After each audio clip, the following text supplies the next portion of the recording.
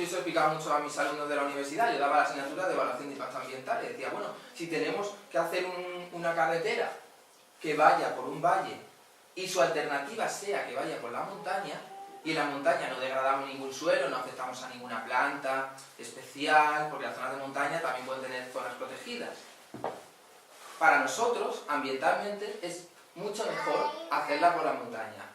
Ahora, llega el economista que hace el estudio de impacto ambiental. Un estudio de impacto ambiental es multidisciplinar. Suele haber normalmente un geógrafo o economista que lleva la parte socioeconómica y dice, no, mira, pero es que tenemos un problema. Primero que si la autovía pasa por las zonas de valle, que son las más pobladas, va a mejorar la economía de la zona. Y además es mucho menos costosa. Porque claro, hacerla por la montaña son túneles, son viaductos, muy costoso. Te va a decir, no, esta se va a descartar. Y siempre se ha hecho así. Se descarta la alternativa de montaña y se construyen zonas de valle. La zona del Valle de Granada está ahora mismo súper afectada por infraestructuras lineales de este tipo. Hay muchísimo, hay oposición por parte de algunas personas constantemente, pero hay un montón ahora mismo de carreteras que ya se están haciendo, hay terraplenas que se están haciendo en medio de la Vega de Granada. Cortándola de norte a sur, hay una carretera que corta ya de norte a sur, nueva, aparte de la que ya existía, y otra que corta de este a oeste, nueva. Y en medio, en vez de hacer un viaducto, para que Las Vegas, pues solo queda afectado lo que es el pilar del viaducto, no, se hacen taludes. Entonces tenemos un montón de tierra ahí, encima de la Vega, cortando canalizaciones antiguas árabes, etc. Y eso es lo que está pasando ahora mismo. Y no quería entretenerme tanto, la verdad. Bueno, aquí otra cosilla que he puesto en inglés, perdonad porque no la encontré en español y hacerla yo con el Paint ya era demasiado. Entonces, dije, bueno, se lo voy a explicar un poquillo. Que para mí, me preguntaba antes el compañero de la revista Anato, que ya se ha ido, que era lo que más me impresionaba a mí de un suelo en mi vida. Y he dicho cómo se relaciona la planta con el suelo. Eso es lo más maravilloso del mundo. Las raíces de una planta están en comunicación constante con el suelo, a través de, por ejemplo, los nutrientes que hay, de numerosos microorganismos que crecen, y ahora os voy a explicar cómo.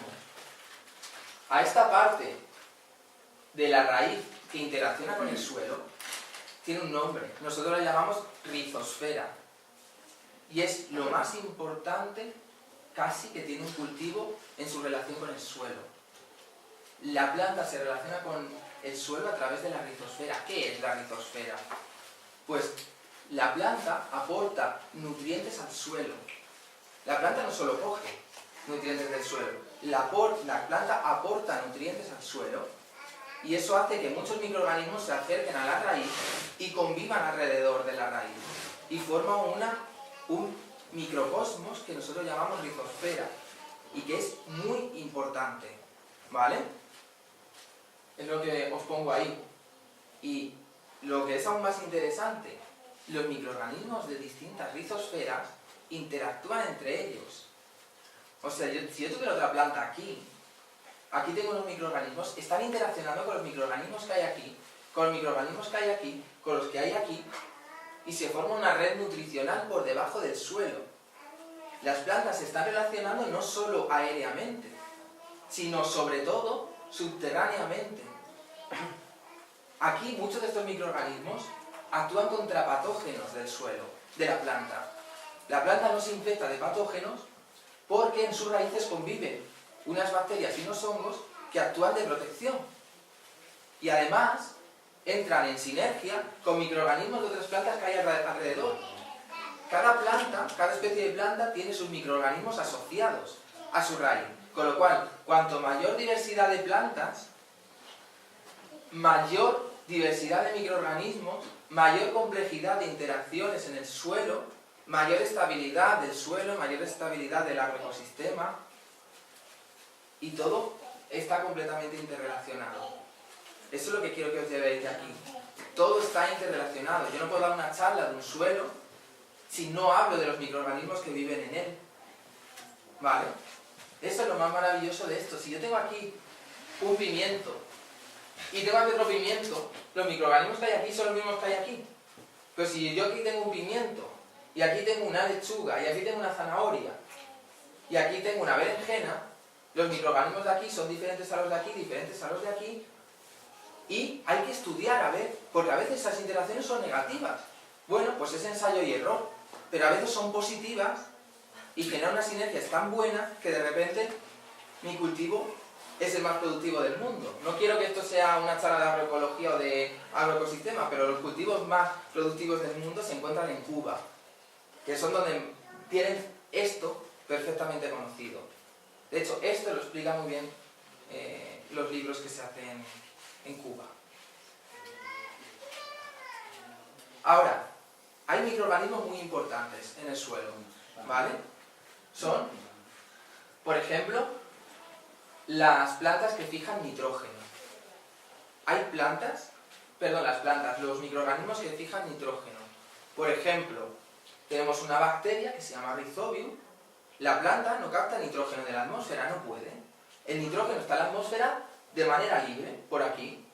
Pero la planta lo necesita, pero no puede cogerlo, porque está atmosférico. Pues tiene una simbiosis muy importante. Determinadas plantas, las leguminosas, las de la familia de la leguminosa, tienen aquí unos microorganismos como, que estos son micorrizas, estos son los microorganismos, estos nódulos que veis son bacterias que hacen simbiosis con las raíces, captan el nitrógeno del aire y se lo meten a la planta directamente. Y la planta a la vez le da sales minerales y alimento a estos microorganismos, se genera una simbiosis y conviven. Si cortáis cualquier leguminosa, sus raíces veréis estos nódulos. Estos nódulos son la simbiosis que forman. Y la otra que he puesto aquí, esto es una simbiosis entre una bacteria y una planta. Y esto es una simbiosis entre un hongo y una planta, y son las famosas micorrizas. Aparecen en casi todos los sitios, aquí por ejemplo las veis, blancas, y ayudan a la planta a, por ejemplo, tomar el fósforo, que es muy importante para ellas. ¿Vale? Entonces tenemos dos simbiosis muy importantes para el suelo. Veis que los microorganismos ayudan a las plantas. Y como sabía que esto iba a ser un poco chapa, digo, voy a poner aquí muchas imágenes para que, en fin, despejar un poco la mente. Esto es un suelo visto al microscopio. ¿Vale? Dice, pues claro, aquí José Luis se lo está inventando todo. Porque claro, esto es teórico y sí, no hay esto. Aquí lo podemos estar inventando. Yo a veces si no viera estas imágenes, digo, me estoy inventando, estoy creando, no sé, castillos de papel. No. Este es un suelo. Veis aquí que pone 2 micras. Estos son partículas de arcilla, vistas al microscopio electrónico de barrido. Lo que os he explicado antes de las arcillas, que están en un suelo, cómo tienen carga negativa, esas son las arcillas en un suelo, las láminas de arcilla. ¿Vale? Esto es un suelo de una zona cercana a un río, cercana a una zona de mar. Veis que aparecen numerosas estructuras del plancton marino, que son aquí. Aquí ya hemos avanzado en tamaño, aquí ya estamos hablando de 10 micras. ¿Las veis? Estas son estructuras de plancton marino, que están muertas y se almacenan aquí en el suelo. ¿Vale? Por ejemplo, aquí veis los hongos, las hifas de los hongos. Las hifas de los hongos son como las raíces. Los hongos no tienen raíces, lo llamamos hifas.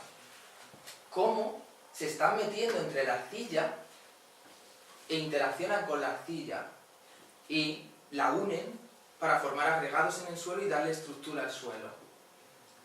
Así es como se hace. Aquí también veis algunas estructuras mayores, tipo esta, la que aparece aquí. ¿Vale? ¿Esto qué es? ¿Qué pensáis que es esto? Algo vivo. Sí. ¿Qué os imagináis que puede ser? No. No. Es un grano de polen. No os he puesto aquí el tamaño, pero también estaríamos en torno a las 10 micras más o menos. ¿Vale? Esto es un grano de polen que está en descomposición. Aquí lo habéis formado, pero aquí ya no. Se está empezando a descomponer. Y esto es un grano de polen, visto al microscopio electrónico de barrido, que es maravilloso. Y esto, ¿os acordáis que antes os decía, la materia orgánica se mete dentro de un agregado del suelo y esto lo protege de los microorganismos de fuera? Entonces a lo mejor estáis pensando, pues José Luis está inventando todo, porque esto no está probado, ni nada. Pues mirad, esto es un microagregado del suelo. Estos son las hifas de los hongos que hacen que el agregado quede estabilizado. ¿Vale? Y así es como se forma un agregado del suelo. Gracias a los hongos que lo unen. ¿Vale? ¿Esto qué es?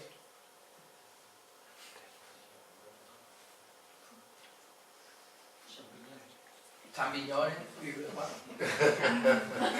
Champiñones. Bueno, un poquito más pequeños que champiñones. Venga. ¿Son bacterias? ¿Quién ha dicho bacterias? Sí. Bacterias. Una comunidad de bacterias. ¿Vale? Que están viviendo alrededor de un microagregado del suelo. Le están dando también estabilidad. Están interaccionando con el microorganismo del suelo. Aquí veis cómo los microorganismos están interaccionando con el suelo. ¿Y esto?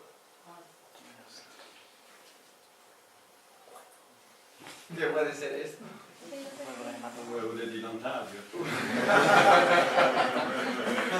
Un huevo de... se parece a un huevo de dinosaurio, la verdad. Pero es un poquito más pequeño. Es una espora de un hongo. Aquí estaríamos hablando de 2 micras o menos. Esto es la arcilla y mirad las esporas de los hongos. Son hiperresistentes. Perdón, ¿qué es la espora de un hongo? La espora de un hongo es lo que utilizan para la reproducción. Es como el huevo. Y como la semilla. Claro, como si fuera la semilla. Tú la dejas ahí y ahí puede estar cientos de años o decenas o cientos de años estable, sin hacer nada. De repente llegan las condiciones para que aparezca el hongo y aparece. Es hiperresistente a un montón de cosas. O sea, a altísimas temperaturas, a bajísimas temperaturas, resiste. Por eso nos aparece muchas veces. Las esporas de los hongos están por todos los lados. Y aquí veis una de ellas. Así que cuando veis un suelo, pues tiene esto. Estas cosillas. Ah, venga, más, ya las últimas. Eso tiene que ser mineral. Esto, Tiene que ser mineral. un mineral. Esto es, aquí tiene una, ya estamos hablando, se ve muy mala escala, pero esto es una escala de 100 micras. Estamos hablando ya de un diámetro de 100 micras. Esto es un grano de mineral de pirita, de sulfuro de hierro. ¿Vale? Tiene 12 caras. Aquí veis 6, y a su vez las caras son pentagonales, del otro lado hay otras 6. Es un dodecaedro con cara pentagonal. Y estos son los granos de pirita en un suelo. ¿Vale? Y esto es un suelo arenoso. Aquí veis los granos de arena. Esto es un grano de arena. Y estos son partículas normales de sílice que hay en un suelo. También granos de arena, pero no tan redonditos como este. ¿Vale? Estamos hablando aquí de un tamaño ya de 100 micras. Aquí, bueno, os hablo de 100 micras como si fuera muy grande, pero es que la arcilla tiene 2 micras. ¿Vale?